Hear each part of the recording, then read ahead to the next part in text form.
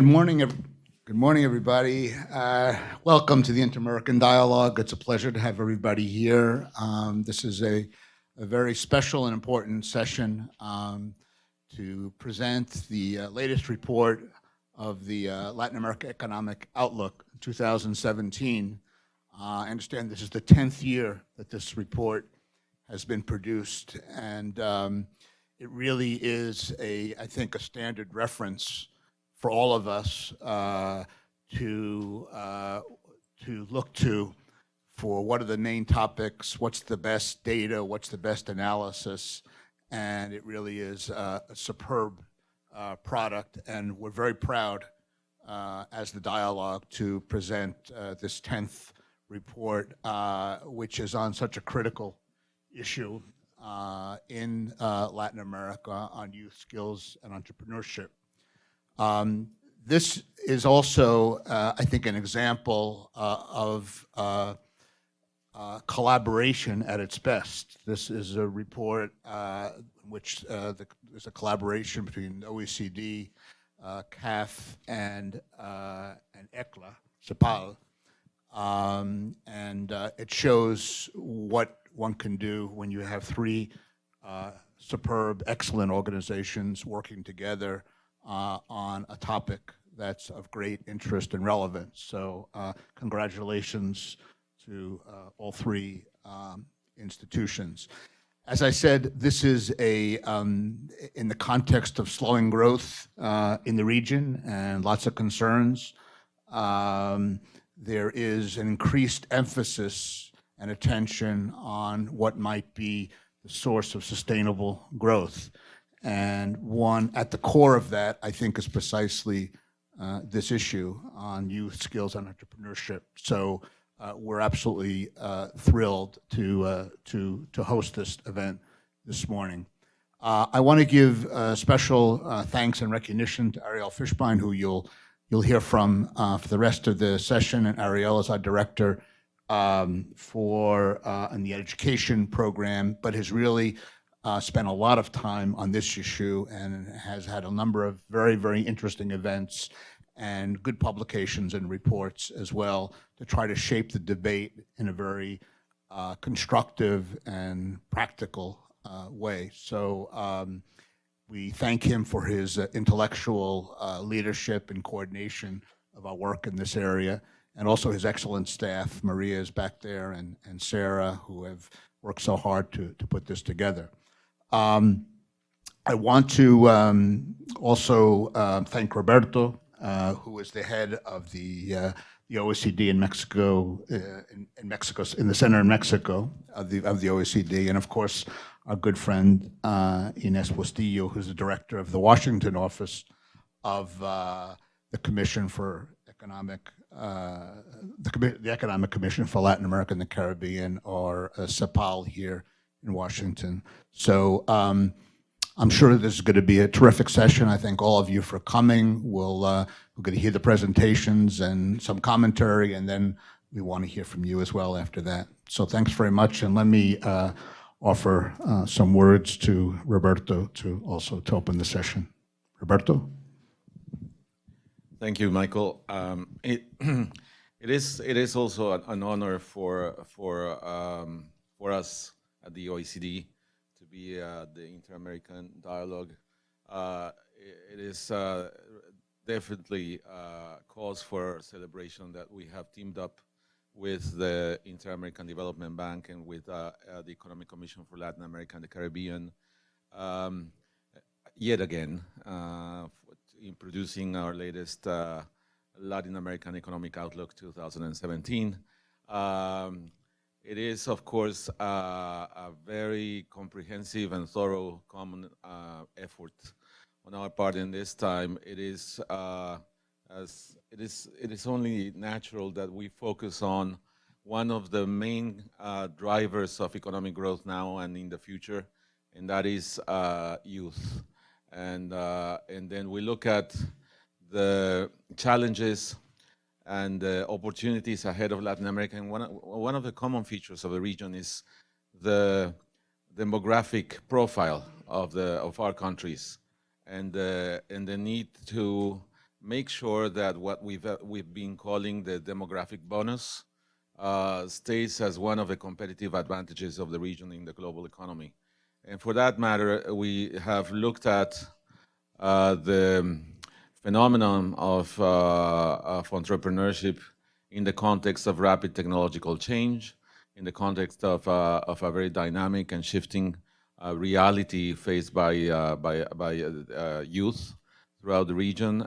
We look at the things like the future of cities, the future of the job market, the future of politics, and the way in which the different key policies underpinning how young people prepare for a shifting and dynamic and changing, rapidly changing labor market.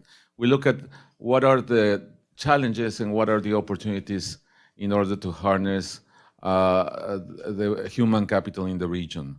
And so, in that context, I won't talk in detail about the report because that will be done by my colleague Angel Melguizo.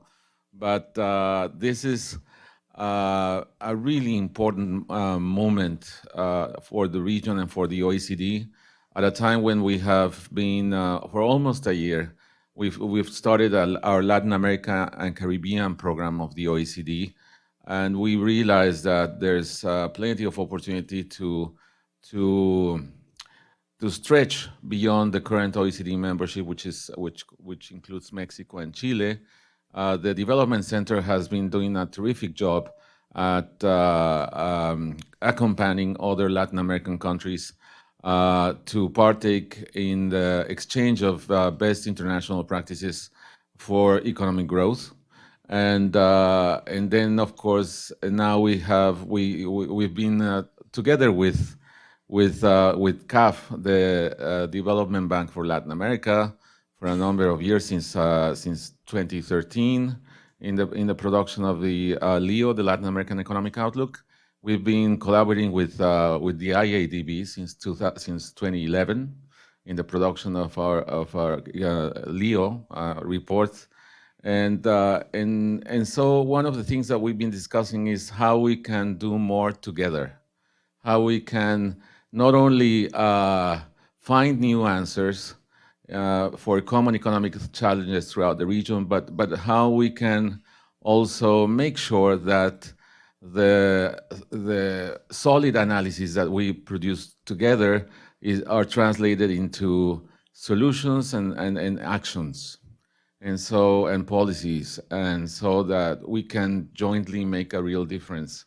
And in this case, I mean,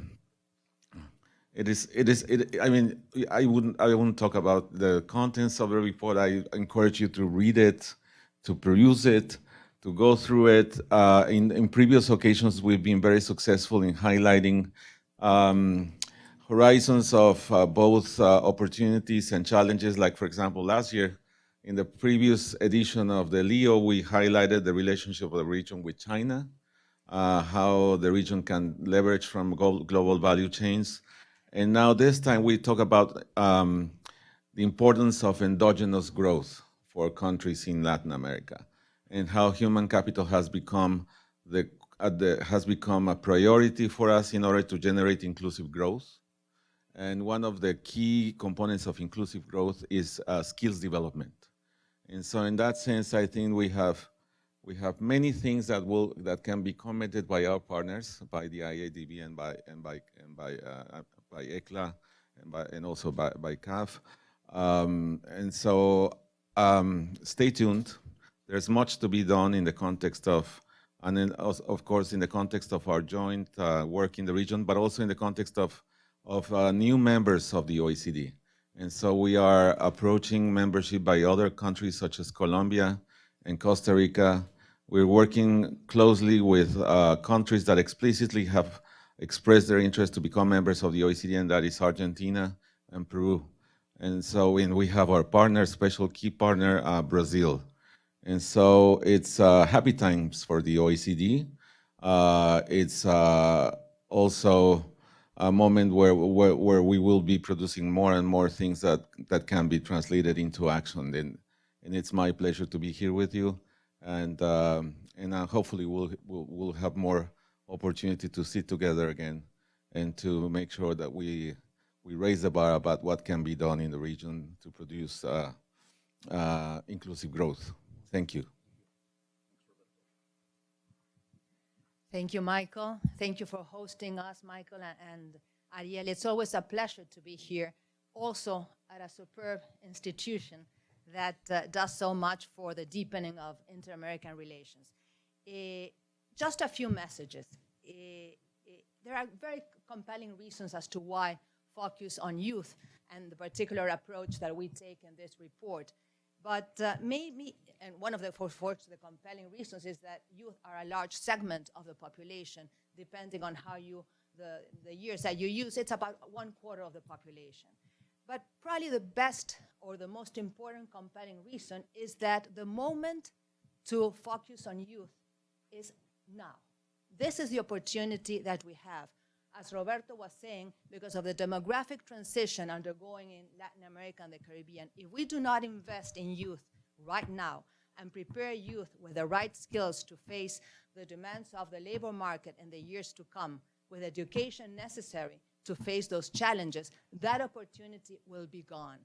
And what it means is that the opportunity to contribute to prosperity and economic growth will be gone, and also the opportunity to face the challenges of social inclusion will be gone. So the moment is right now, and we should not miss this opportunity. So that's why the report, we believe it's so crucial and addresses such an important topic. I'm not going to go into the topics that both my colleagues, Angel and Adriana, will touch upon, but just saying that countries are doing quite a lot. And in the area of youth, particularly in the past 10, 15 years, they have new institutions, new ways of approaching the subject. But we believe this report makes a very good contribution in terms of offering some type of policy input as to how to integrate the policies for youth. And that's something that we believe is very important. So thank you very much, Michael. It's wonderful to be here, and it's wonderful to be collaborating once again with OECD and CAF. We have been collaborating with them since 2011. And we're very much, I think that's very important for three institutions to get together and collaborate on such an important topic.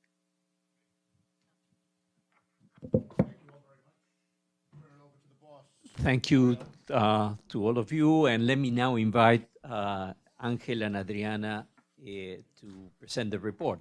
Thanks a lot for the introductions. So we'll hear now an overview of the report by Adriana Riaza, that is the Director of Macroeconomic Studies at CAF, and Angel Melguizo, that is the head of the Latin American unit at the OECD Development Center. And after that, we'll have a panel discussion, and there will be an opportunity for questions and answers. I've been asked to remind you that we're being taped. This is not being webcasted live, but the tape will be uploaded on YouTube. So the message is behave. Try to look your best.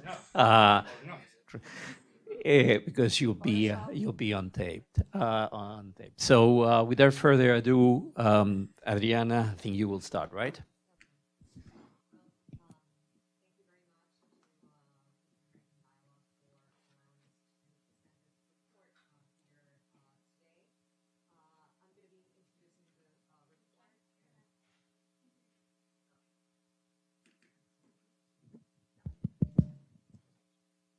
Now?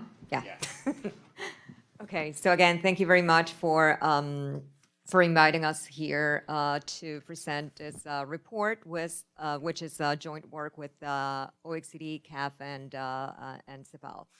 So I'm going to start with an overview of the book, its contents, and then I'm going to go over the macroeconomic outlook, and then pass it to Angel to talk about the main topic of this book. So regarding the first topic that we're going to cover, which is the macroeconomic prospects and challenges for Latin America, what we see is that the region this year, and this is the first good news that we've seen for a while, is going to come out of a prolonged slowdown. Actually, the region spent 2 years in a deep recession. And we're expecting a low growth this year, less than 1%. And this is going to be driven by the global recovery and within the region, as well as some of the large economies in the region, like Brazil and Argentina, coming out of recession. Having said this, the region faces risks. This recovery is going to face some risks.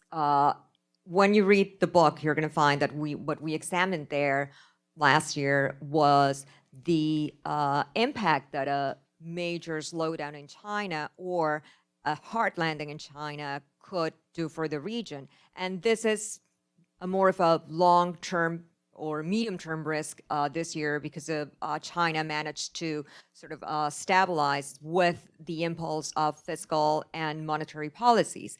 So this year, this is not going to be the main risk. This year, we think that the main risks are stemming for uncertainty regarding the policies in the U.S. So this year, we simulated 2 scenarios for policies in the U.S. One is actually an upside, which is new because we usually said that risks were always to the downside. This year, if the U.S. passes a tax code that improves growth, that is going to have a positive impact in the region. Whereas if the protectionist policies take ground, that will have a negative impact in the region. This is just an exercise to gauge the impact and the extent of what this could do to growth in the region. But there's large uncertainty coming from the overall external situation, but there are also risks, domestic risks, that will tilt growth to the downside. And mainly after the big scandal with Odebrecht, a lot of infrastructure projects that were supposed to boost growth this year are scaled back and not necessarily happening this year. I mean, for instance, in the concrete case of Peru, we saw that this year the outlook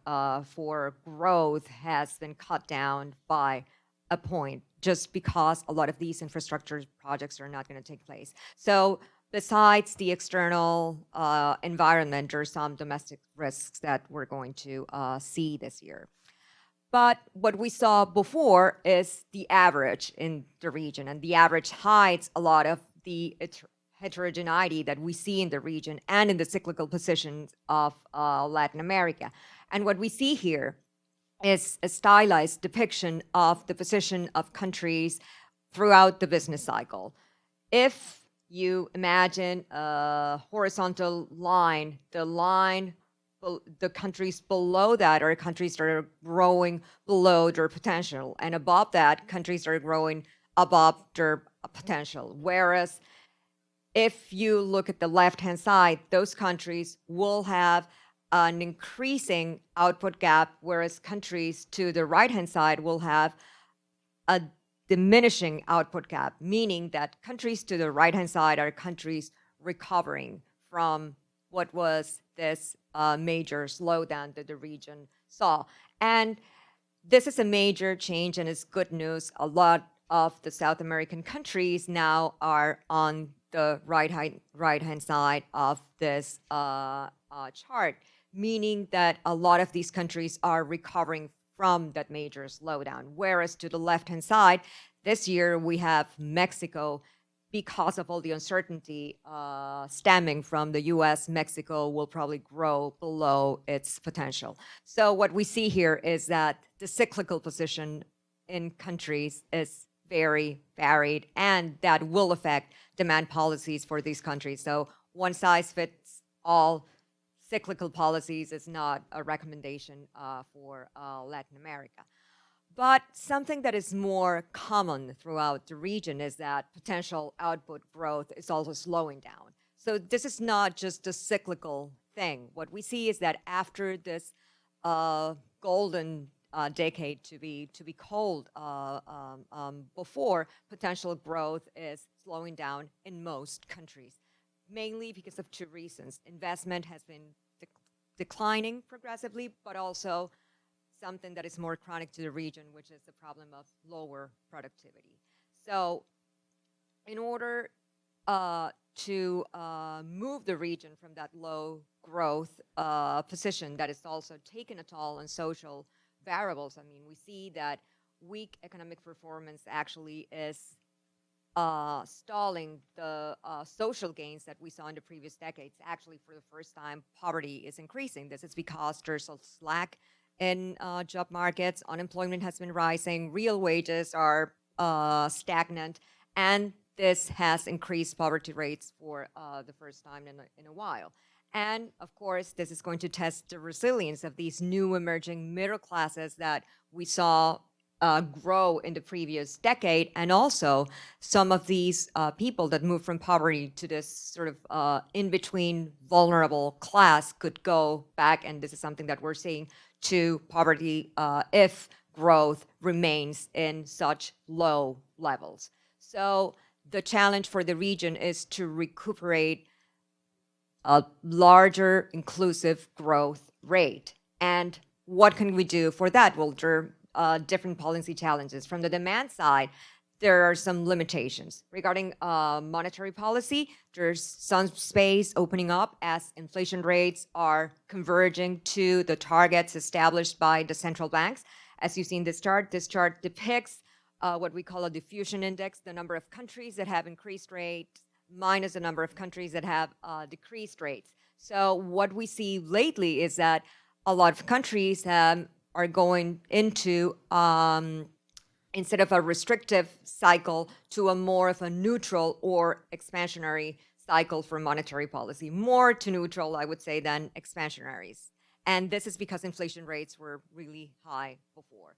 But having said this, the space is limited also because of the volatility in global markets that could take a toll on exchange rates. So the central banks are going to be cautious. So although there's some space in monetary policy that we didn't have last year and the year before, the space is limited. And regarding fiscal policy, the scope for stimulating the economy for some countries is even more limited.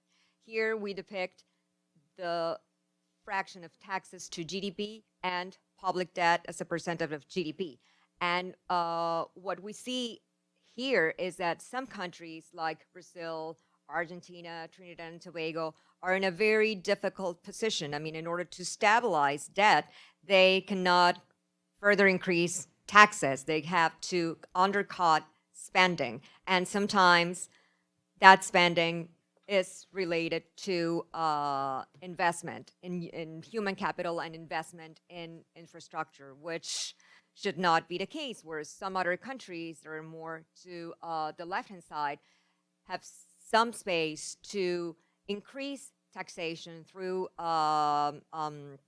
tax reforms and thereby sort of protect investment from being undercut. And this is something that countries in any case have to do, because after the commodity boom, most countries lost a large chunk of revenues. So fiscal deficits increase and debt levels increase. And this is more of a permanent change. So in order to gain fiscal stability, you have to clean up the house. The thing is, it is important how to do it. And it's not, this is, a challenge for the region. It's not easy to gain fiscal civilization and undercut taxes. But finally, and thinking about this change as more of a structural thing than just a cyclical phenomenon, the region still needs to implement structural reforms to increase and regain this inclusive growth through productivity gains. And throughout the years, we've been working on several of these, we've been tackling many of these issues in the LEO. For instance, closing the infrastructure gaps and improving logistics, that is something that governments need to do. There, you could think of plans to include the private sector so that not the entire burden of that spending comes from the government, and some countries like Colombia or Peru are advancing in that with PPPs. Then, which is closer to the topic in this book of youth, strengthen human capital and worker skills, strengthen also regional integration of trade in the region, which is still very weak, and finally improving state capacities for a more efficient provision of public goods that ultimately enhance trust, and this is something that we're probably going to cover in the next Leo. So I'm going to stop here and let Angel talk about the rest of the book. So thank you very much, and again thank you to the dialogue for the opportunity to be here and to be sharing with you our view on Latin American economic outlook, and specifically on youth skills and entrepreneurship. I'm gonna be terribly unfair with the report. We are talking about more than 300 pages, and I will devote maybe 10 minutes to it. So this is gonna be an invitation to all of you to really dig into a work that we are doing between 3 institutions, but a network of experts, including experts from the dialogue, have been helping us a lot. So why youth is been there for a while. I mean, we have been talking about the demographic bonus and demographic window of opportunity for many years. We think that holds. What is a fairly new thing is that the challenge is now also very much a social challenge if we want to consolidate the advances of the region in terms of reducing poverty.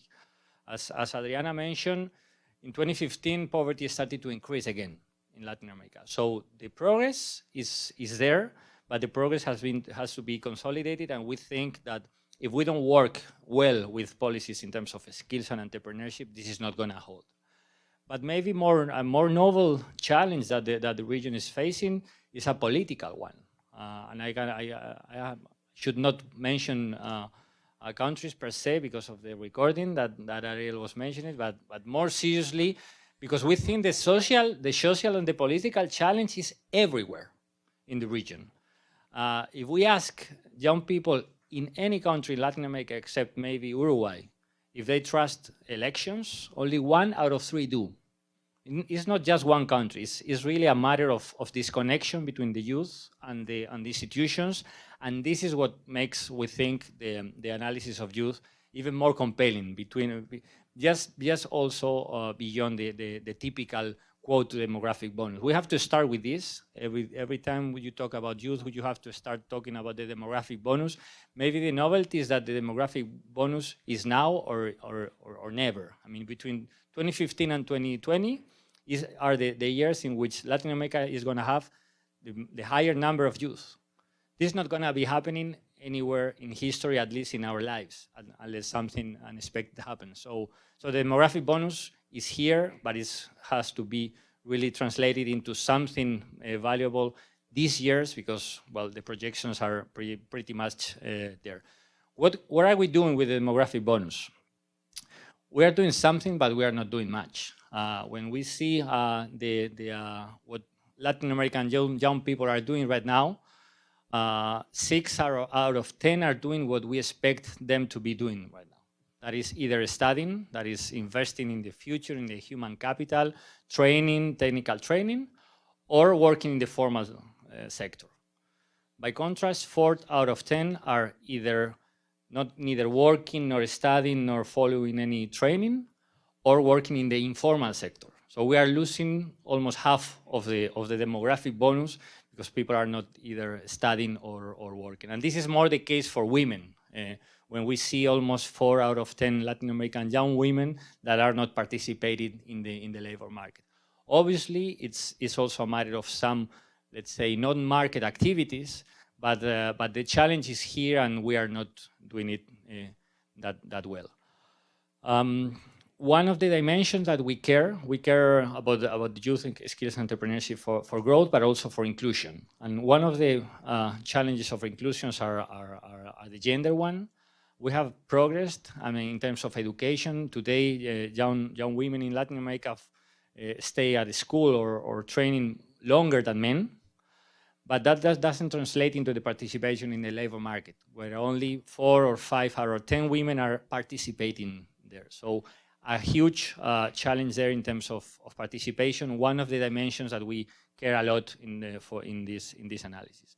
And the other one is the dimension of inequality.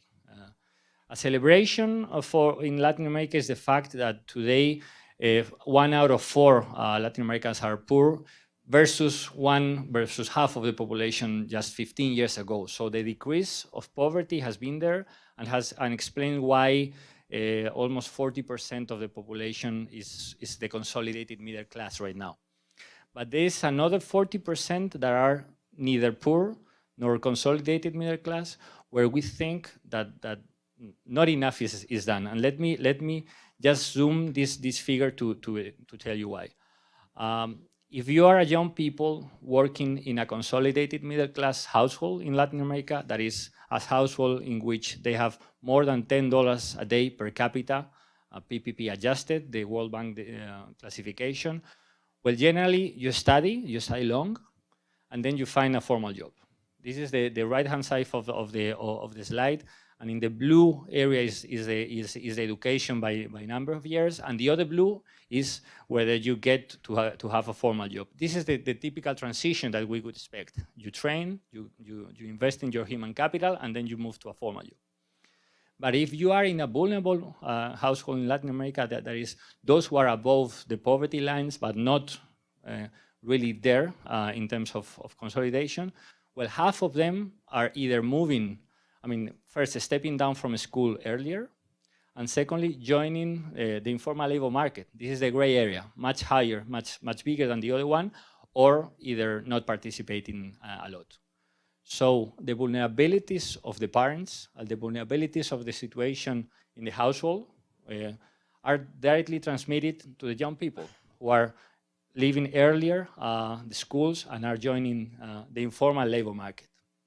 And we think this matters a lot, because if you are informal working in Latin America, the probability to move to a formal job is really limited. It's much more common if you start your career in an informal work to go to another informal work, or even to leave the labor market. By contrast, if you start in a formal job, you stay there. So this is why we think that is not, let's say, it's not a stepping stone, it's not a first stage, it's not a second best, the joining the labor market in the informal part, but really is a very tricky starting point that's going to be having consequences in the rest of their lives. There are many plan Bs. Latin America is very innovative, and people are very innovative, so they find their way. Now, one of the venues to find your way is to be a non-account worker, or today we call entrepreneurs what in the past were own account workers or something else. But let's say that there is a lot of innovation, a lot of activity, and a lot of entrepreneurship, and it's true that when we compare Latin American and OECD countries, the probability is twice higher in Latin America to be a non-account worker than a dependent worker. So there is something happening there, a plan B, because you are not joining the formal labor market. But there are many caveats. And if you are an entrepreneur in Latin America, 1 out of 4 of them say, I'm doing an entrepreneurship for necessity. Not because of opportunity, not because I have an idea, a project, something that is really worthwhile working for, but it's because I'm not finding anything else. So entrepreneurship is one of the areas of inclusive growth, but mostly if it's an entrepreneurship done for opportunity reasons and not because you have not anything else to do. And this is much higher than in OECD countries. We have some good examples. Mexico, Uruguay, or Chile are countries where the opportunity entrepreneurship is really spread. But it's not the case for many others. And the second challenge we see in the area of entrepreneurship is the connection with the global economy. Too many entrepreneurship projects in Latin America are totally disconnected for abroad. The share of the income that comes for these businesses for exporting, that is for relating with foreigner clients, is really scarce. It's just maybe 1 out of 10 that really declare to have some relations with the global economy. So we are talking about an entrepreneurship of necessity. And all, what a paradox, all in a time where we see a lot of firms in Latin America, half of them saying, I have a project, I have some ideas, and I don't find the workers with the right skills. No? So this is why we think skills and entrepreneurship policies are ways forward. I'm gonna be really to the point here to give you some of the policy implications. We think education matters. Secondary education, a lot of progress in coverage, but a lot of challenges in terms of quality.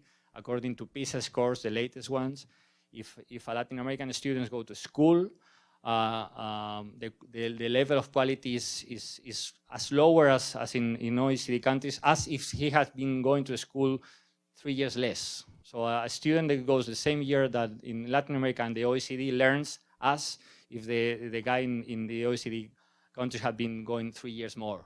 So there is an issue of quality in the secondary education. There is an issue of composition in tertiary education, where too few students are really following technical and technical formation, really much lower than other economies such as China, as we mentioned last year.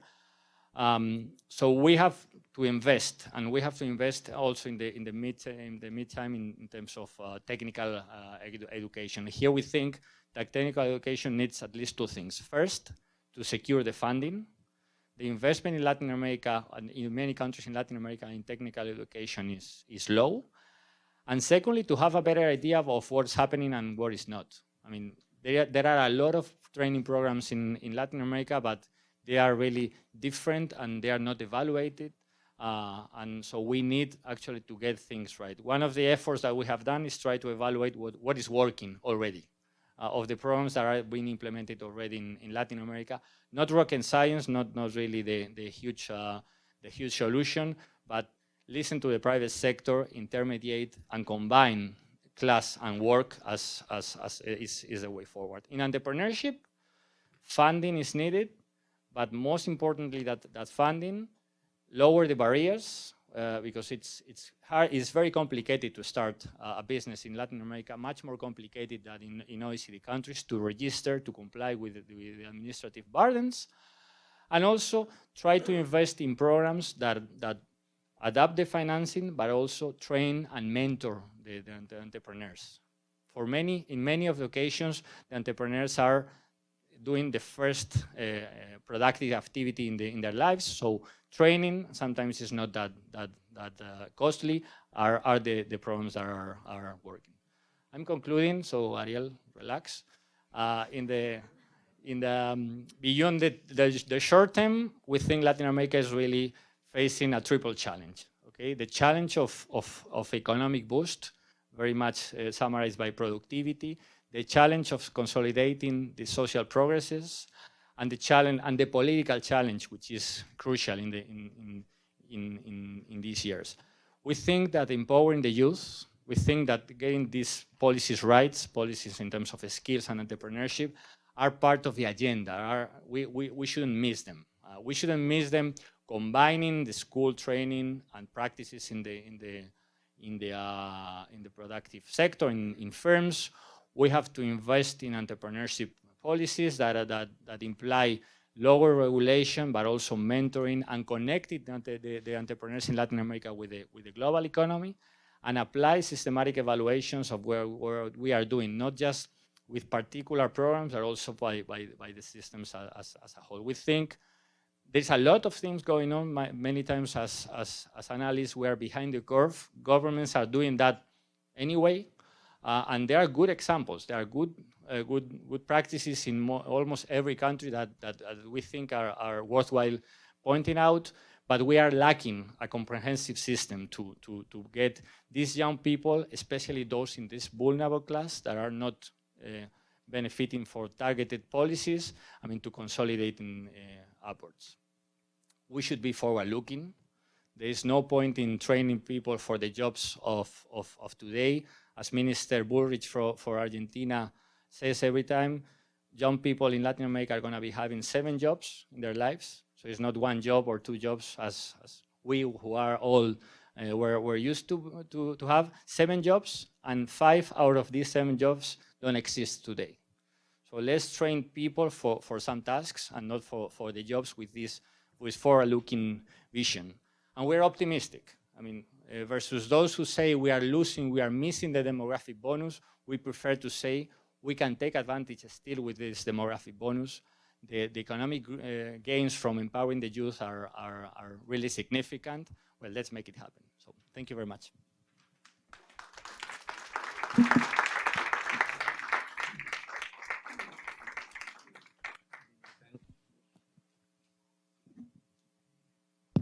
Many thanks to both of you. We'll have a chance to ask questions later, but now let me invite the 3 panelists for a discussion and commentary. Mariana Costa, Clemencia Cosentino, and Carlos Canosa, if you can come to the front and join us.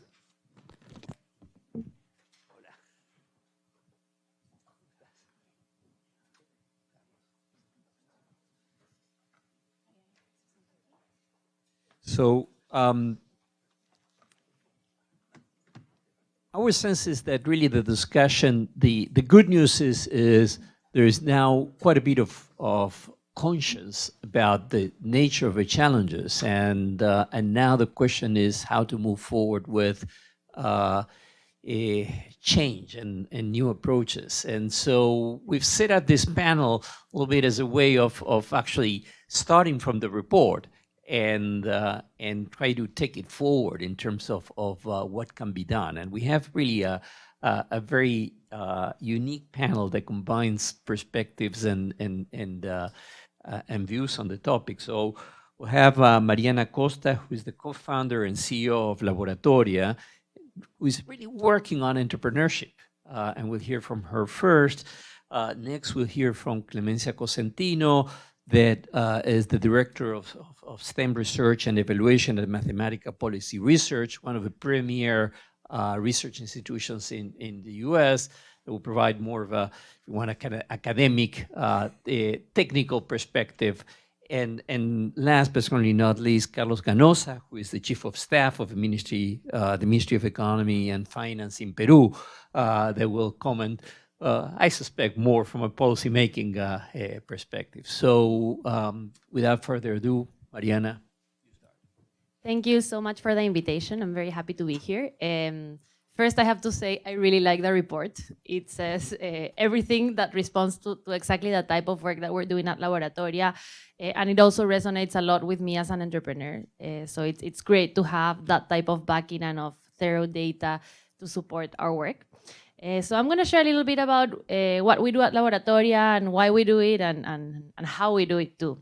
We are a social enterprise that trains young women from low-income backgrounds to become software developers, and then we place them in job opportunities in the tech sector and beyond. We started 2.5 years ago in Peru, and now we have training centers in Peru, in Chile, and in Mexico.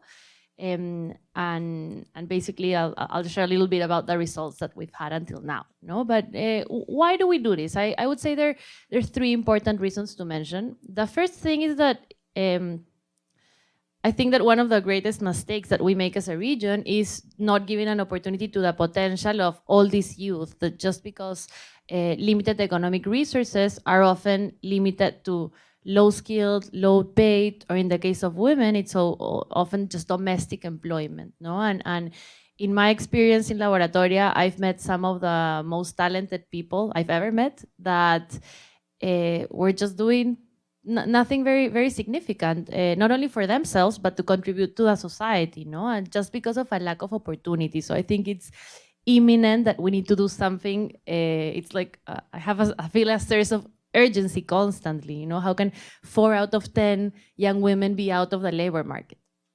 The second thing that I want to mention is that we focus in technology and in training women as software developers for particular reasons that are very important. The first one is that there's so much demand in tech. I think that the growing tech sector really represents a unique opportunity for Latin America. There is basically It's been software developer. It's been named the fastest growing career in the next decade by the IDB.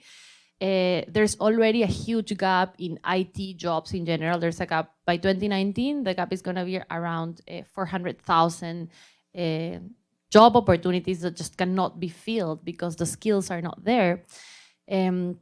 So it's not only the demand, but it's also the importance of preparing people in the skills that the economies of the future will need. No, so you mentioned already a little bit the what's coming forward. You know, we're going to have many of the jobs that we have today are going to be automated soon, and the jobs that are going to be created are the jobs of the people who are going to create that type of automation.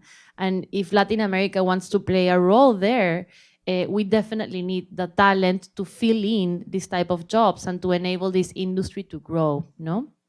And in the case of women, given that women have such a small participation in STEM fields, there's a huge threat of just staying completely out of the jobs of the future. As many, we're going to be more affected by the destruction of jobs, and we're going to have a smaller participation in the new types of jobs created if we don't act to get more women into STEM fields now, no?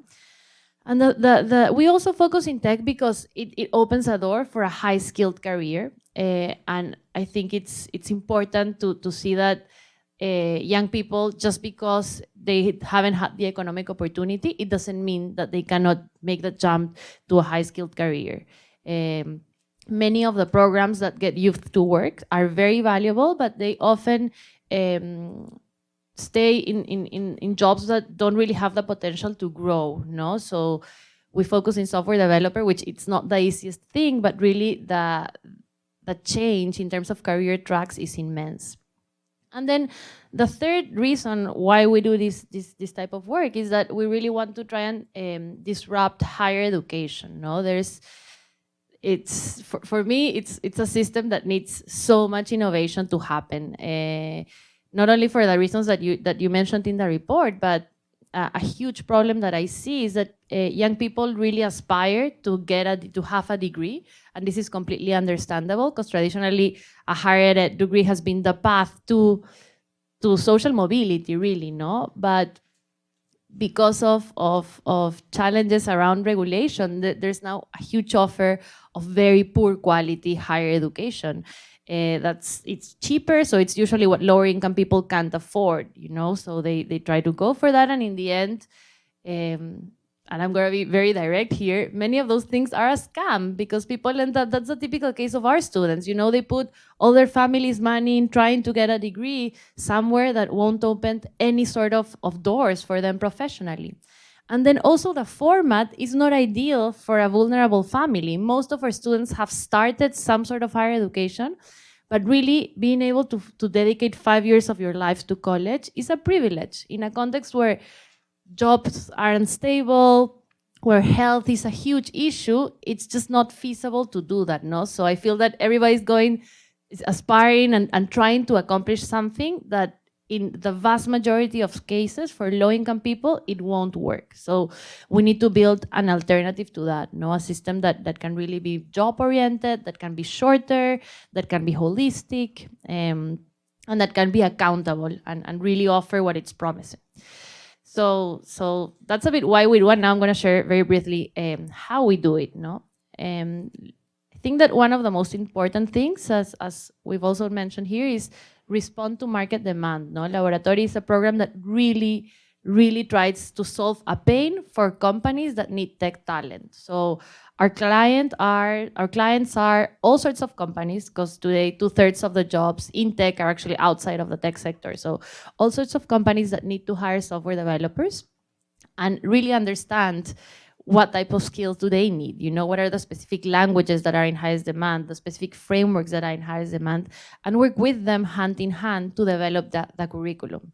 And actually, I think this has worked well because before starting Laboratoria, we used to be a software development shop. So we kind of lived firsthand that need to have that specific type of talent that's so scarce today, no? So we work with them, and we're also trying to innovate in how companies spot talent, no? We do hackathons with companies and our students so they can provide a challenge and so on.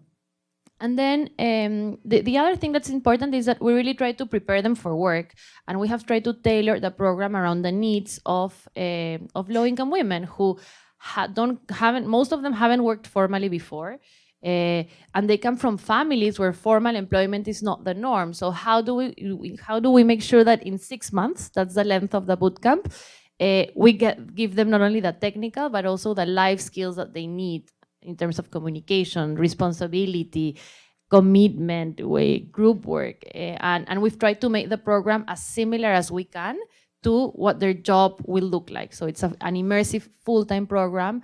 And I think that's the best way to get them prepared for work, no? And then the last thing is that we really aspire to be a fast-moving organization that can really learn fast and stay up to date. And I think that's one of the greatest challenges for educational institutions. The job market changes so fast that we need to be able to change with it. So just as a final point, our challenge now is how do we scale, no? We think that we have a pretty strong model, but it's still small, no? And I think that's where cooperation and collaboration with different actors can be key to really grow this model and take it to hundreds of thousands of youth in Latin America, maybe not only for tech, but for other similar sectors with these characteristics, no? And we already have some great partners in that journey, but I think that's one of our key challenges now, no? And a final comment is that this was also mentioned, we are doing an impact evaluation. It's an RDD with an external organization, and I agree that that's really important to try and really show that this type of models to prepare youth for the jobs of the future are a better investment than often other alternatives that are out there today. So in a nutshell, that's what we do.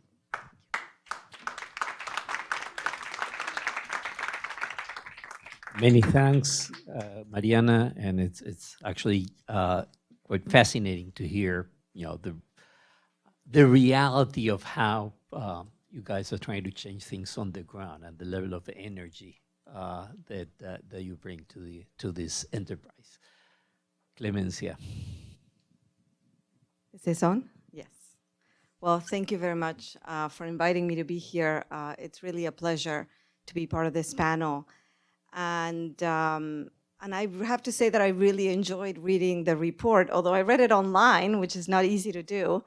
I wish I had come by to get a copy, but it's a great report that I think Michael Shifter, in his opening remarks, really encapsulated the essence of, which is a search for a source of sustainable growth. And I think that the report really focuses attention on the imperative of fostering youth inclusion as that engine of sustainable growth and economic development. And it really, to me, that one of the major contributions for me of the report was the clarity with which the findings were presented. It presents really sobering facts. We see clearly that the current system is ineffective. If we have less than 1% of students in the LAC region performing at the highest levels of proficiency in reading and mathematics and science. It's also, so it's ineffective. It's also very inefficient when we have high shares of the population going into higher education and then dropping out. And I think the report shows more than 40% of the 15 to 64-year-olds have gone into the higher education sector at some point, and yet only 14% have graduated. It's again going to your comment about what's realistic and what's useful for the labor market. And that's the third point that comes out also very clearly. There's this misalignment between the training that we're providing and what the labor market needs. And what the labor market will need, which is those 5 jobs that we don't even know what they look like today. And I think that the report, the other thing that it does really clearly is to provide some areas of intervention and to focus attention both on the formal education sector, on bringing in on-the-job training to some technical programs, and also on entrepreneurial training. And what I would like to focus my very brief remarks to sort of spend most of my 5 minutes talking about one point that's made in the report and that I want to push a little bit further. The report talks about the need to focus, to conduct systematic evaluations of training programs and of entrepreneurship programs to both assess their effectiveness. Do they work? Are we achieving what we set out to achieve? And also to see what components are most effective. And it's very sensible. Of course, we need evidence to guide decision-making. And the report also notes that we need efficient ways to collect information, which is also very sensible. But I'd like to argue that conducting evaluations and building efficiencies is actually not enough if done by itself, that it needs to be part of a concerted effort, of a broader framework of thinking about what the problems are and what type of information we need. In other words, we need to monitor critical outcomes in a very strategic way so we can even guide decisions about what we evaluate. The report talks about scarce resources. Not every program can be evaluated, and not every program will be evaluated. So then how do we make decisions about where we put the money? We need data, and we need better monitoring systems. So I think reports like this do a great job of highlighting where we have these gaps. And now it's up to countries to set up these broader frameworks for monitoring the system and for being very strategic and also being nimble, responding quickly and changing depending on where the critical needs are to allocate those resources. So what would this look like? To me, it's more of a comprehensive framework, and it's something that even a foundation, even an organization would need to have as well. In your portfolio, how do you decide where you put your funding? And I think there has to be a clear framework and a clear set of outcomes that would be indicative of whether we are making progress or not, that serve as diagnostic tools. And so if we have those, then we can come up with a measurement approach. Then we can decide what is it that as a system we need to be collecting. And I don't think we have good data. I think we all struggle with this. But it has to be part of a really well thought out and strategic effort, because we just don't have the resources to pick and choose without being strategic. And I think that this applies at all levels. I mean, if you think about it, for example, you could be strategic about what learning outcomes you want to, we talk about skills. Well, what skills? We know employers value technical skills. We also know they value socio-emotional skills as well. So are we measuring those? Do we know that our school system is producing graduates that have those skills? We could actually be strategic and decide that we're going to create some form of testing. And it can be high stakes testing, where the student actually gets the result, like a graduation exam. It could also be a system monitoring, like PISA. PISA, if you think about it, is a monitoring tool where we're stacking countries one against the other to get a sense of how we're doing, where the reference point is really how others are doing with respect to us. But I think that the point that I'm trying to make is that if we have a framework, if we know what our goals are, then we can devise strategies and we can allocate resources more efficiently. So to me, it's about creating a robust monitoring framework to drive really strategic decisions, which was something that Roberto Martinez was emphasizing in his opening remarks as well, the idea that we need to drive action and policy change. Well, it's very hard to drive action and policy change if we don't have good diagnostic tools. Of course, I have a very strong bias. I work at Mathematica, where we do research and evaluations and the types of impact evaluations that you were talking about. But we also do what we call MEL frameworks. And it's really the same approach. It's the same idea that I'm trying to emphasize. A MEL framework is a monitoring, evaluation, and learning framework, where you decide a priori, you look at your entire portfolio and you decide what you're going to monitor, and then you're strategic about how you use your evaluation dollars. And then in the learning piece is where you take stock of what it is that you've learned and how do you go back in this feedback loop to try to see what you tweak in your framework. So anyway, that's the point. I do want to emphasize, I think it was, as I said earlier, a great report in its clarity of the issues and in the very sharp definition of the recommendations. These are not high-level, lofty, where do we go from here? but they're very targeted. And my only, the point that I want to leave you with is that for actually at the country level, at the foundation level, at the organization level, taking those and then developing a monitoring framework to guide decision making, even about what we evaluate and where we try to put our money, would be the way to go. Thank you. Many thanks, Clemencia, and thanks for bringing up what I think is a really fundamental question. Everyone that has been working on this topic, including us together, makes heroic efforts at exploiting the limited data and the unequal data that exists. And I think you put your finger on an important topic. Carlos. Because I'm going to have to leave a few minutes before 11, unfortunately. But I would like to start by saying that it's a great report. I think it's very useful for policymakers. And I would like to elaborate a bit more on some of the things that are relevant for a country like Peru, which is to a certain extent an extreme case of most of the problems discussed in the report with regards to young people, informality, and skills and entrepreneurship. And this is the case because there are four things that interact to make this like a wicked problem in the case of Peru. Inefficient labor market institutions, very low human capital, malfunction in firm dynamics, and rapid and adverse technological change, which are things that have been mentioned. And I would like to try to tie them up a bit more and then explain how we see this from a policy perspective. So first to start, I think you are all aware that Latin America has been struggling with the formation of human capital for a while, but in the specific case of Peru, Peru scores really low on pretty much any human capital measure we are interested in looking at. And not only educational attainment scores like PISA, but also in measures of cognitive and non-cognitive skills, which we know are super important. We're talking about social, emotional skills like the ones Clemencia mentioned.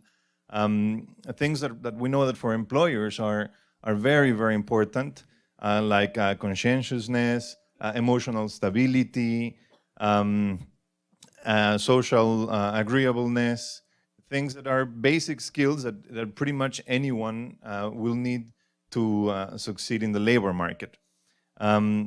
The same thing obviously happens with cognitive skills, number literacy, information processing, and this affects young people. The fact that vulnerable and middle-class young people have a low stock of these skills when they enter the labor market or when they try to enter the labor market, this affects them in two ways. The first is that the way in which we acquire skills is very special in the sense that the more we learn, the easier it is to learn new things. It's like progressing in learning any discipline. So if you reach adulthood with a low stock of basic skills, it's going to be much more difficult for you to learn the things that the labor market requires from you. So young people from vulnerable and middle classes in Peru start at a disadvantage. And the second is that since they lack most of the skills that employers demand, then they face a double disadvantage. And I'm talking about some really basic things like showing up for a job interview on time. And you would be surprised by how important that is as a filter for the hiring processes for low-skilled jobs.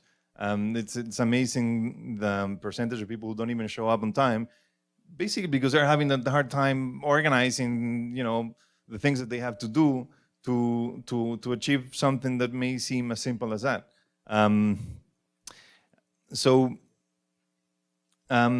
What opportunities are available then for young people in a country like Peru?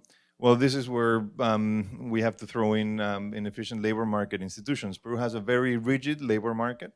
That means that firing workers is very complicated, and that means that firms avoid taking risks. So basically, they prefer not hiring young and unexperienced workers. So this means that now we have another disadvantage for young workers. But what do? Well, they either engage in informal activities or they are hired informally by small companies.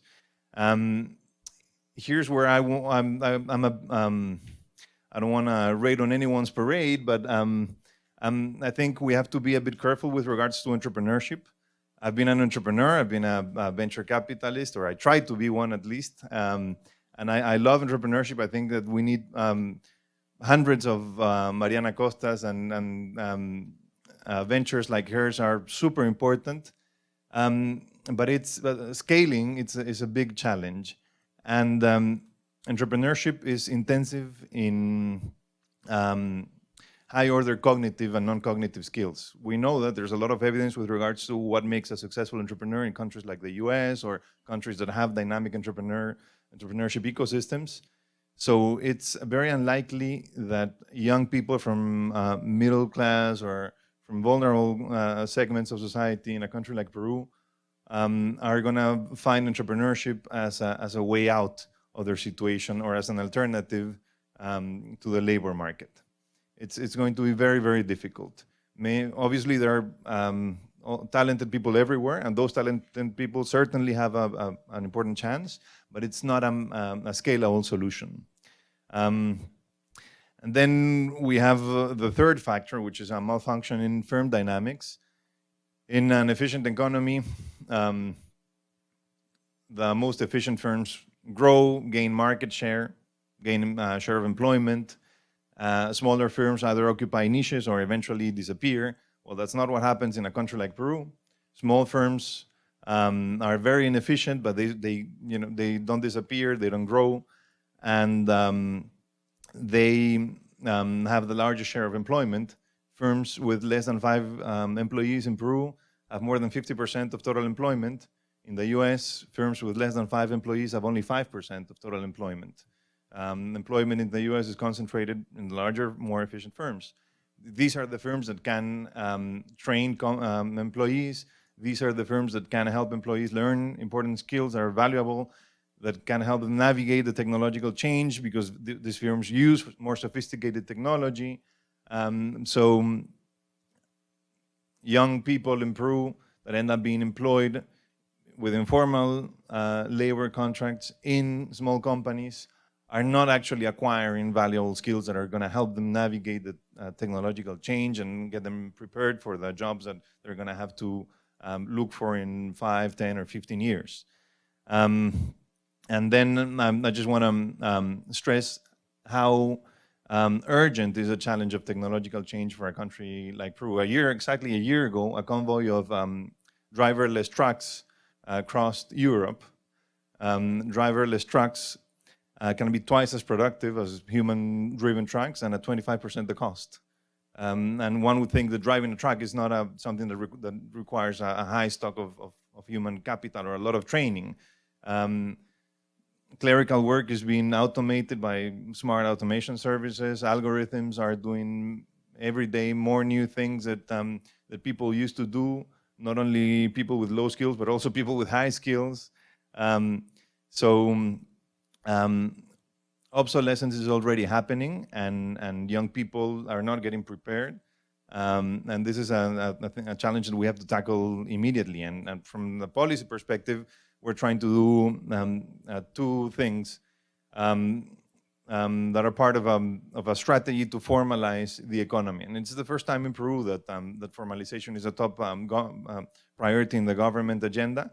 And formalization for us is a way to try to address this issue, because the more formal employment we have in the economy, that means that the more people are employed in firms that can actually invest in the human capital of employees, or firms that work with technology and with a stock of capital that allow people to acquire important skills for their future. And we're basically employing a 2-pronged strategy, which starts by trying to attack labor market rigidity. The Ministry of Labor is working on a very important labor reform that's going to try to flexibilize the labor laws and facilitate hiring of young workers. We're also working on reform of the social protection system, which is very important because, right, in Peru, social protection is financed by payroll taxes, and that means that a formal labor contract is at a cost, disadvantage with regards to an informal labor contract. So that is a strong incentive for informality. In terms of human capital, for the last 10 years or a bit more, Peru started a very important process of strengthening school education, which we're continuing. This is something that will have an impact in the long term, but it's indispensable that we start right now, or that we keep progressing on that agenda. But for a shorter term perspective, we're trying to find ways to scale government-sponsored training programs. And here, the key challenge is finding a way to scale them. We know that these can be effective. There's very interesting empirical evidence about this. But scaling them, it's a huge challenge. And 10 minutes. Thank you, Carlos, very much, in particular for reminding us of the need to embed skills development or even entrepreneurship policies within a broader framework, in particular dealing with the issue of informality in labor markets, and that is so pervasive in Latin America. Let me invite Adriana and Angel to join us here in the front. Just drag your chairs over here. We don't have more of this, more comfortable chairs available. Perhaps one of you sits on that side and the other one next to me. And now let's open the discussion. Do we have microphones flowing around? Okay, so please introduce yourself. And good morning, everyone. My name is Cecilia Latorre. I come from EDC, Education Development Center. Thank you very much to the panelists and to the presenters. I really want to read the report now. You reached your goal. And you guys inspire me thinking about like how we do it like in the policy, in the ground, and how we evaluate and monitor these things. So I have two questions. One, when you guys talk about, and I think Angel was the one who mentioned it, is like there's like a more, if you start as an informal worker, you're more prone to not go into the formal sector. So what policies? Because we have a bunch of youth who's there. How can we rescue, quote them, like from that, and then have them in the formal sector? And my second question is, they mentioned that companies want more skilled workers. What type of skills are they asking for? I know there's a lot of tech, requirements maybe, or more technical things, but I recall, like Mariana mentioned, that there's a lot of social emotional. Are the companies talking about it? I'm just curious to know. Thanks. thank you.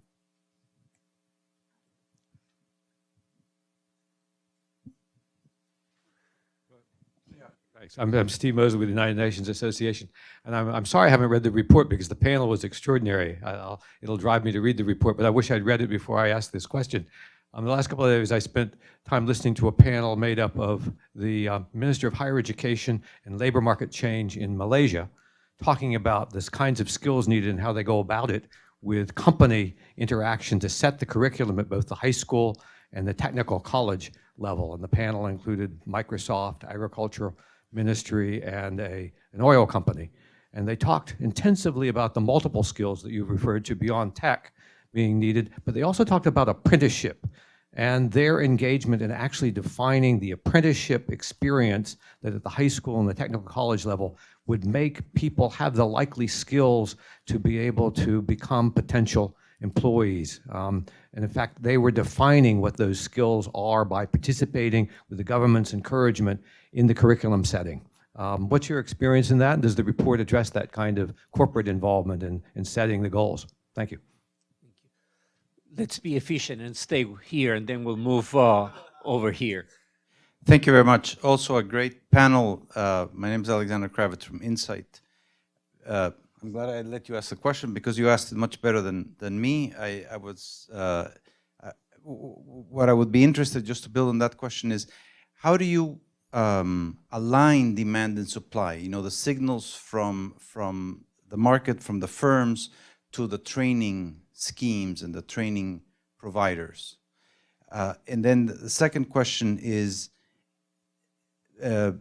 there's PISA for, let's say, evaluation of high school performance, let's say, in education. Is there something equivalent for evaluation of technical programs, trainings? Thank you. Good. Let's move to this side. We'll take a few questions here, and then I'll move over there and take a few questions, and then we'll come back. Hi, my name is Louis Alexander. I'm with Banyan Global. I was wondering if you could talk a little bit about, since it was mentioned that since 2015, there's been an increase in poverty and vulnerable population. We're very interested in working with at-risk youth, and I was wondering how that space has changed given the demographics that you've described and the related issues of crime and gangs and the youth that are in that space. And what's your vision for them in this analysis that you've shared with us today? Very good. Hi, Jessica Barrett from the Pan American Development Foundation. I was wondering if you might be able to talk a little bit about retention and if you're seeing any trends in how youth are keeping jobs once they get jobs, once they have the skills to get the job, how long are they staying in jobs? Are there any trends in sort of what are the skills that they need to actually stay in those jobs? Okay, let's stop here, get a chance for the panelists to respond, and then I promise we'll go to that side of the room. You seem to be jumping off the chair to answer. No, it was that they were challenging my memory. So it was already too many things. So stop. I mean, I'm not young anymore, as I repeat. So I need to write down the things, and I wanted to particularly answer 2 of the 3 points because I think they were very, very relevant. On the transitions from informality to formality, we know some things that we shouldn't do. What we shouldn't do is to put incentives in the informal part of the economy. This is a natural part. This is the one that is not functioning, the informal. So we condition many of the benefits on the social policies to the fact of being informal. This is wrong. So we have to put incentives in the formal part of the economy, as Carlos was mentioning. In some cases, it's a matter of costs and burdensome regulations. In some others, is that people basically don't value the social benefits of being in the formal part. But on the most more constructive part of the response would be obviously to build the skills, asking the formal firms what they need. And this is very much related to the other questions. I mean, it's in the report, so please read it. There are good examples, especially in the automotive sector.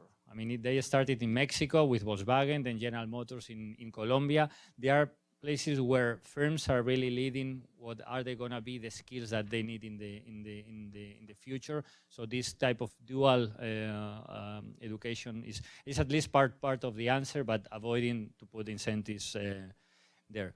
And related, the last question, what we saw in terms of vulnerable and the middle class, or the previous question, that the growth was really consolidated and middle class until the crisis. So where we saw the decrease of poverty, it was translated almost immediately in this consolidated middle class. Since the crisis, the global crisis, it has been half and half to the consolidated middle class and this vulnerable group, which are not poor, neither middle class. So we think that the progress of growth has been less solid in terms of building this social group in the economy. And lastly, on a PISA for these things, we call it PIAC. So it's a measure that we are doing at the OECD of really seeing which are the skills that workers have right now and what are the skills that are going to be needed. So far, we have a couple of Latin American countries, but we are, yeah. I mean, it's not the solution to all that, but at least it sheds some light on what is working and what is not. Thank you. Let me call on Mariana, not just to react to the comments, but also to Carlos's point about the difficulty of scaling up entrepreneurship.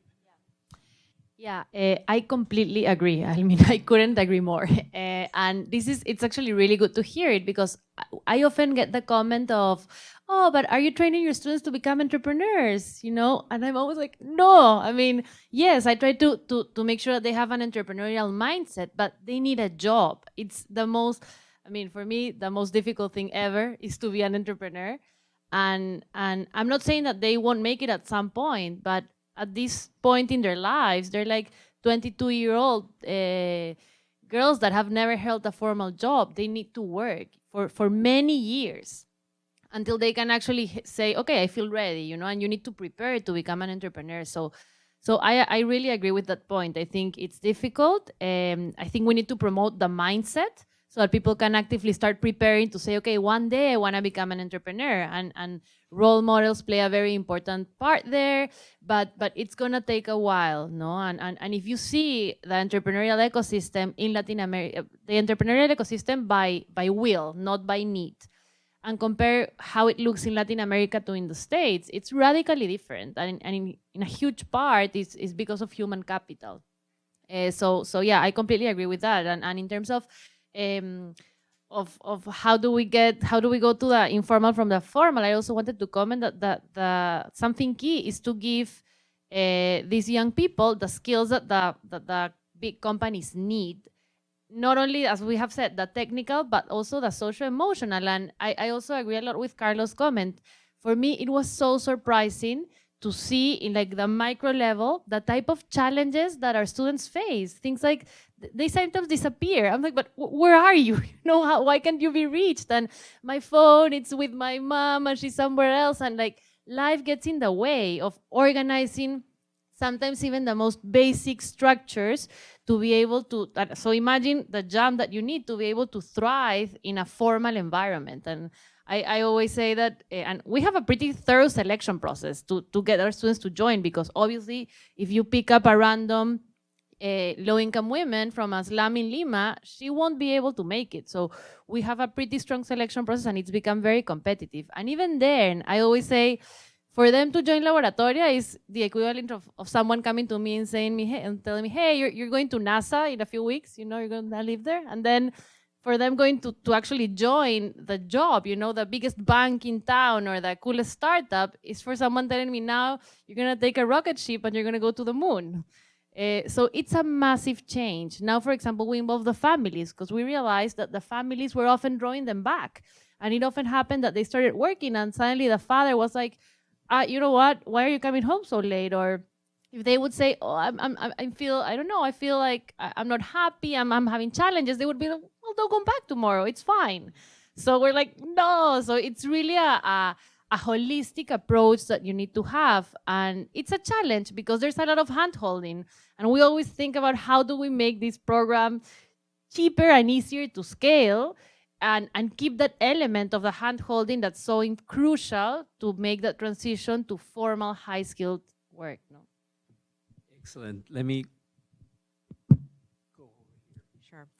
So one of the problems that you see in Latin America is that half of the population is employed in the informal sector, and that takes a large toll on productivity. And one of the reasons for that is that problem that you mentioned before about how difficult it is to scaling up with firms. There are a lot of small firms in Latin America. There are a lot of self-employed in Latin America, and those firms are very unlikely to grow. So sometimes when we name policies for small and medium-sized firms, I mean, sometimes those small firms are going to remain small for the next 30 years. So sometimes what we need to think about is to promote young firms that have a rapid growth. Those are the firms that in the future are going to be more likely to grow, expand, and demand high-quality jobs, which is something that large firms these days, because they don't grow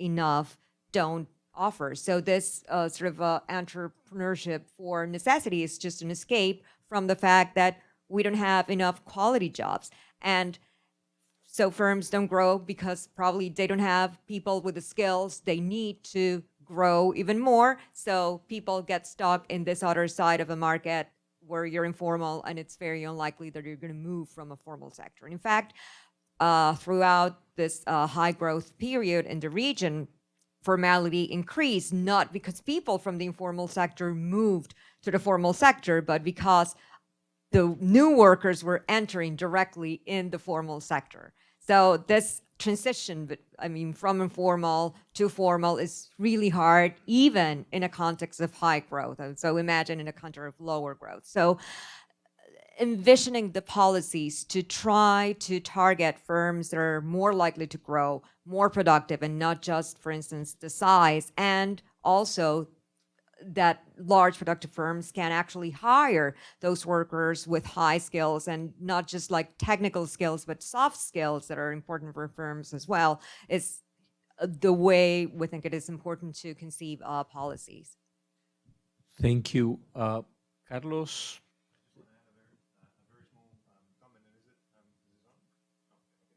And is that politicians in Latin America in general, I can mention specifically the case of Peru, obviously, have a very strong temptation to try to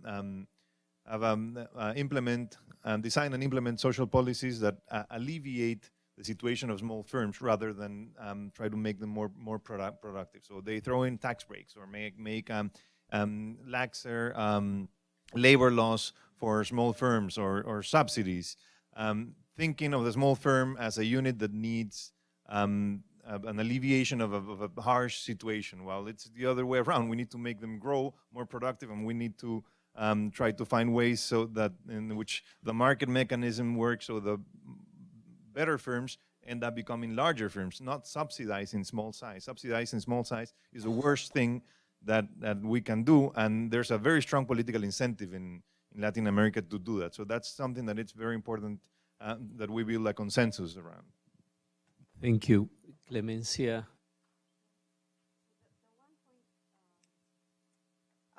The one point that I wanted to make to piggyback on your question about apprenticeship programs and in bringing in the sort of voice of the private sector into the educational system, if you think about the examples that you provided about the types of habits, work habits that you're trying to instill in young entrepreneurs, those are skills that everybody needs in the informal and the formal sectors.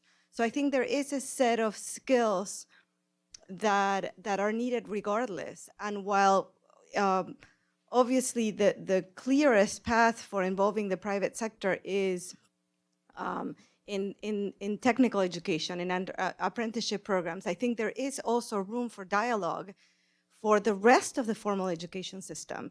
Not only because these are skills that are valued, but also because some of those students that aspire to a higher education will not end up getting it, and they may end up in the same place.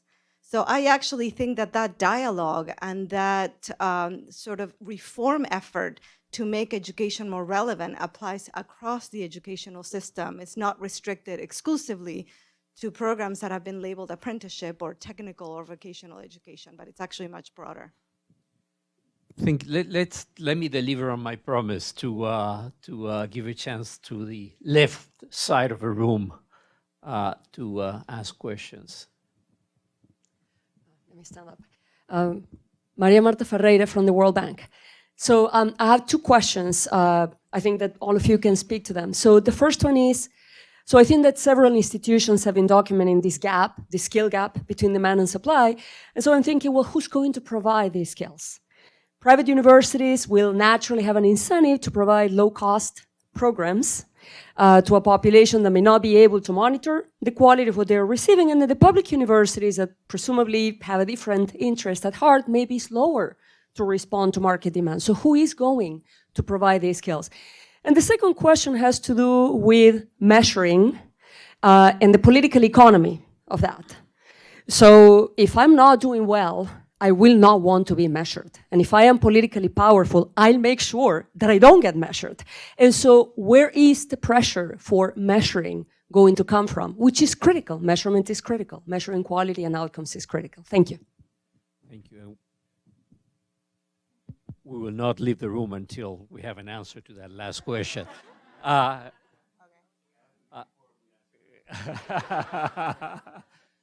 Okay. Let me see. I think you had a question. The same question. Okay, so we have a chance. Hello, Abraham Cisne from Partners of the Americas. My question is regarding any findings or recommendations for rural youth and rural enterprise. Much of the work we do in partnership with SENA in Colombia focuses on that population and that area. And one final question here. John Myers with Swiss Contact. We're working also in Colombia with SENA on the technical training curriculum and national institutes for workforce development there. But one of the things that we're seeing in Colombia is the introduction of social impact bonds to support employment training and skills development. If you can comment on your thoughts of that approach to financing this work. Yeah, just one thing to add to that kind of ties this question and this question together is even when we differentiate between public and private, in the private system, there's a lot of potential payers, right? There's the student as the payer, there's employers as payers, even, then there's ed financing, right? So any comments on kind of how you are thinking about income share agreements or employer paid training? And I'm Emily from Omidyar Network. Good. Okay. So let's focus on these questions, and let's start with Carlos, who is here for the IMF World Bank spring meetings. So we're really thankful for you taking time, and but obviously you need to run and be at the meetings, I suspect. Carlos. Yes. So we're very optimistic with regards to the opportunity of using private-public mechanisms to endow people with skills like social impact bonds. We are very interested in exploring them, public-private partnerships for training programs. The evidence with regards to the effectiveness of training programs that are only publicly sponsored are mixed, and that's because of implementation issues. It's really hard for the state to know what skills are demanded by the private sector, because we're not talking about, I mean, it's easy to say general skills, but exactly what you mean when you mention a specific thing. And it's also very hard to know what's the best way, the most efficient or effective way of endowing people with those skills, and keep innovating and trying new things and iterating. So maybe it's easier for the private sector to do that in a way in which the government can subsidize the programs, but the private sector can bear some risks. So those are basically social impact bonds or public-private partnerships. And everything you want to do in Peru, and I guess it's the same in Latin America, is riddled with political economy problems. So basically you have to first agree on a diagnosis on the urgency of the problem, try to build a strong consensus. You have to communicate that. Second, you have to activate the supporters of whatever reform you're trying to do. And then, just grab the wheel and enjoy the ride. We've done the previous government did it with the regulation of tertiary education in Peru. That was a very important reform and was a really tough one. It's still a tough one.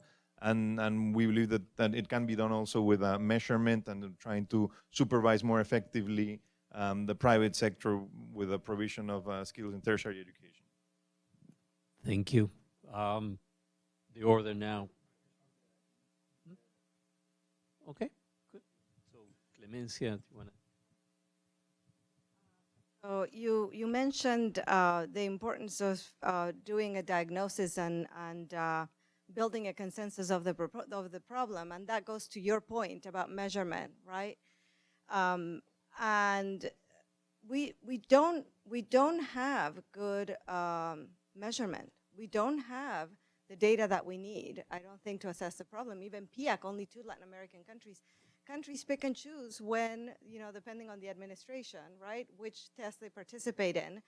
And really, this is critical information that we need to have. So, I mean, I don't have a solution other than to say that we need to have it, but I think, to me, one way to think about it is to come up with this sort of framework to figure out what is the information that we need to have and be able to prioritize it. And for that to be institutionalized, to be adopted, not to be something that comes and goes depending on the administration that happens to be in the White House equivalent at the time. But in terms of the political economy of who provides education, I don't think there is a replacement for public education systems. I mean, the private sector complements that education, and clearly we need to do a better job of monitoring. You mentioned the tertiary education system. The way that countries monitor tertiary education, sort of do quality assurance, is mostly through accreditation systems. And those accreditation systems look at the inputs, what are the institutions offering, and they count beans. How many students are they educating? They don't look at the outcomes. I mean, some of them do, very few. So we need to look at the mechanisms we have in place to see if they're adequate and tweak them. I mean, we need to look at, if they're private institutions, we may not be able to get inside of the classroom to measure quality, but we can measure whether they get a job, whether they're high-paying jobs. So there are other indicators that we could actually leverage that would actually serve multiple purposes, right? We could use the same data point, employment rates and salaries. How is the market reacting to a degree from a given institution? That would be a great indicator to have, and it could serve the goal of indirectly assessing quality of an institution. It serves as a diagnostic tool. Why is it that your graduates end up in the informal sector? It could be that it's because you have an awesome entrepreneurship program, but it could also be that you don't, and you don't have great programs there. So I think it goes back to this idea of thinking holistically about what are the tools that we need to have to diagnose the problem, and then once we do and we diagnose the problem, then being very strategic about deciding what we evaluate and what we assess in our system.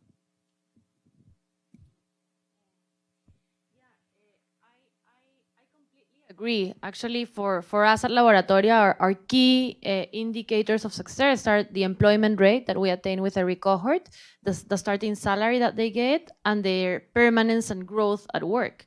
No, those are the most important thing, and they're actually tied to our business model. Our students don't pay for the first part of the program. They only start paying once they get a job. So our incentives couldn't be more aligned, no? That represents some challenges too, of course. But I think it really makes us accountable. If we don't deliver to our promise of getting them a job, they won't pay. You know, they won't have to pay us back. So it really pushes us to be 100% focused in getting them a job. And I think we need to be transparent and open about it. This is something that I haven't seen in any single higher ed institution. On the other hand, it's very common. It's quite common in bootcamp programs, but there aren't that many in Latin America. That's your indicator, you know, you're a bootcamp program. You go fast to give them the skill and get them the job. But it's not common at all in technical institutes and universities. So I think we definitely should try to push for that. And in terms of who does what, I think it's a mix, and there's actually a lot to benefit out of that mix. No? So the private sector, and in particular, I think education entrepreneurs can take a lot of risk, as Carlos was saying, and can try out new things, and can really invest a lot in tech. So I think we have a lot to bring to the table, but the public sector is and will remain to be a key actor, because education is also a right, you know, and an entrepreneur cannot serve the entire population. So I think it's finding ways on how the private sector can learn from those good practices that are happening in the entrepreneurial and private sector to bring the best out of both worlds. Thank you. And I'm very conscious that we need to finish even a few minutes before we originally planned. So let me offer a few sort of reactions and comments that perhaps can help. It seems to me the a core message that is coming out of Oh, you have one more thing. Go ahead. Probably worse than what you're going to do, but I wanted to be fair also with the questions on financing. We need to find something else and not payroll taxes. That this is clear. This is for half of the countries in Latin America. This is driving informality to rise. So it's clearly everything that we can do to innovate in financing as social bonds is welcome. Too early to evaluate, but totally right. Our friend from the World Bank, she didn't recognize that she's one of the co-authors of the report. So this is really an unfair question that you are really unfair. But let me just give you two things. The first one is that bad politicians don't want to be measured. Good politicians do. And when some countries are approaching the OECD, they know what they get. And they get measured and they get compared. So and we have here one of the examples of countries that are really approaching the OECD. It's not easy. So it depends. So the political economy is not that straightforward. But let me give you, I mean, also what we measure is really important. If we run a survey here, half of you in Spanish will say habilidades and half of you will say competencias. We really don't agree even on how we translate skills. Imagine what skills we want to measure and what skills we want to evaluate. So we have even a challenge of terminology of how we measure and how to do that, especially if we think that workers are going to be moving from one country to the others, and they have to show that they have learned that particular competencia or habilidad. And my final point is on scaling up. Okay, I agree, and our vision is that scaling up entrepreneurship is not the way to boost jobs, but scaling up entrepreneurship can be a way to improve public policies, because social entrepreneurship in Latin America is there because many social policies are not working. When you have a young entrepreneur in Mexico doing an application for transportation, it's because the public transportation does not work, or where you have some other entrepreneur in Colombia, in rural Colombia, doing something for health. I mean, to identify where to go to the doctor is because the information and the health policies are not working. So we are more optimistic in scaling up entrepreneurship to better public policies than scaling up entrepreneurship for jobs. Thank you very much for all your comments. So three thoughts. First one is that I think has become very clear, the answers to the challenge are not simple, and neither are they short term. The kind of things that you've heard today, and we had about a month ago a similar conversation here when CAF presented its annual report. The kind of answers and solutions that are being proposed require actions on many fronts. Okay, so you know, to say bluntly, it's not enough for the Ministry of Education or the Ministry of Labor, for that matter, to take on this. They require interventions on a number of fronts, and they require something that Latin American countries don't have, which is patience and consistency, right?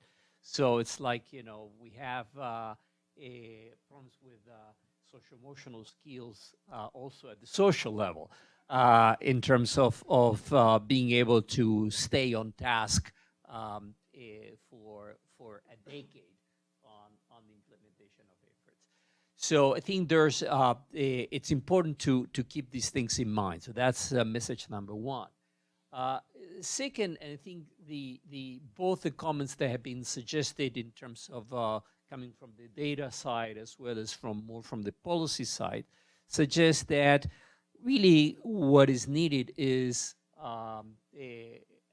an approach that looks at the entire market for training and skills acquisition, rather than thinking narrowly in terms of specific government-funded or government-run programs. And whether this is about understanding what's the demand or what kind of skills are being demanded from the point of firms, or understanding the way the supply of the services is being structured, paid for, organized. I think we know very little, and there is very little information to know, for example, many of you ask questions about financing, who is actually paying for these courses. There's very little information. So the challenge of building more data is really about understanding, in my view, the operation of this broad market rather than just mechanically thinking from the point of view of what do we do on government-run programs. Which leads me to the final point, and is my answer to Maria Marta's challenge.